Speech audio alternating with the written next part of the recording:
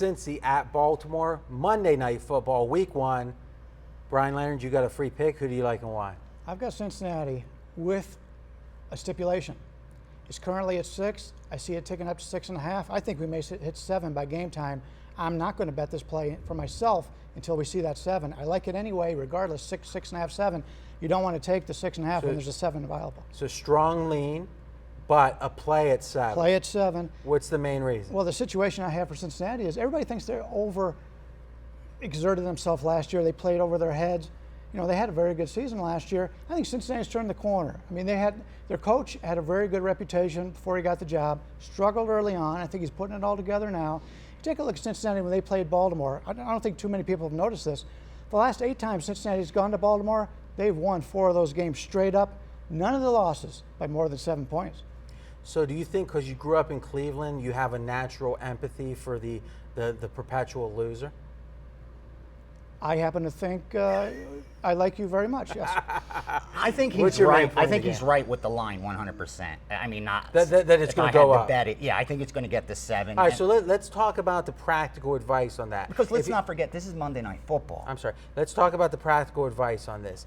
And it seems obvious to most, but if you like the favorite under this implication, play it early. You like the dog, you wait. And being able to predict the line move, even if you're right 6 out of 10 times only, you're going to get a better number 6 out of 10 times. Go ahead. This is Monday Night Football, and it's the first week of the season. Recreational bettors, casual bettors, call them what you will, been waiting a long time for this. Everyone's fat pockets are fat. It's not week 7 or 8 where, you know, a lot of people are on payment plans by then. Right now, everyone has money, and we all know week in, week out, the biggest game for the sports books comes down to Sunday Night Football and Monday Night Football. So regardless what happens Saturday and Sunday, all that money, whether you're behind, you're going to look to catch up. If you're up, you're going to look to double up, and the money's going to come in on this Baltimore side against a team like Cincinnati. There's going to be parlays pending on Baltimore. There's going to be teasers pending on Baltimore. Books are going to have no choice but to get this line up to 7, maybe even get through that 7 to attract some dog money. Remember last year with New England that happened. Line went through that key number. All right, what do you think is the main point you haven't expressed yet about this game? It's all about home power ratings. Basically, people look at their home power ratings and they give everybody a blind 3. What I do is I break down division and non-division. You take a look at Baltimore. They have a stronger home power rating when they play teams that don't play there very often, out of division games.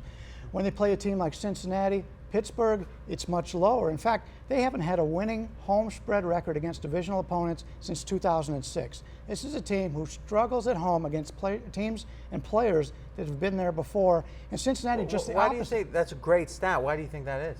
I think the other teams are used to it. They're not intimidated as much. So in general, across the league, do you lower the home field just a little bit in our division? It depends on because on the other teams. side, you could say the fans are going to be even more riled up because it's rivalry games. The fans have no difference to make in this game. In fact, you've got Baltimore. Baltimore sells out all the games anyway. I don't think it's a big situation with the fans. I think it's the comfort. But what about the home Monday night stuff? I know the market's adjusted for it, but for years the home dogs on Monday night won because the crowd was super excited, right? Well, I know you're not a drinker.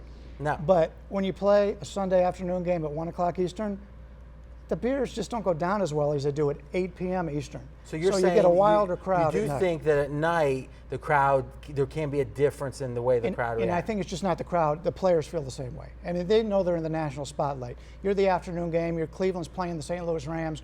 Who's getting excited for that game? The players might probably not even get excited for that game. But you're playing a divisional rival, Monday Night Football.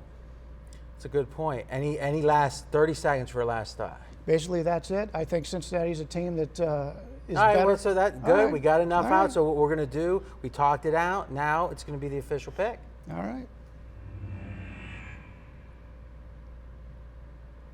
Monday Night Football, I will take the road dogs, Cincinnati Bengals. Hopefully we'll get that 7 by game time. So what I'm looking at, I got a Cincinnati team last year. Everybody thinks they overperformed. I think that's the true Cincinnati Bengal team.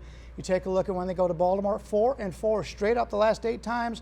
Baltimore not a good divisional favorite at home. I'll take the points with Cincinnati. 30 seconds to end this. What do we expect out of Baltimore? Let's do a quick poll. Who's going to win this division, AFC North? If Pittsburgh doesn't get healthy, I think Baltimore does. Baltimore?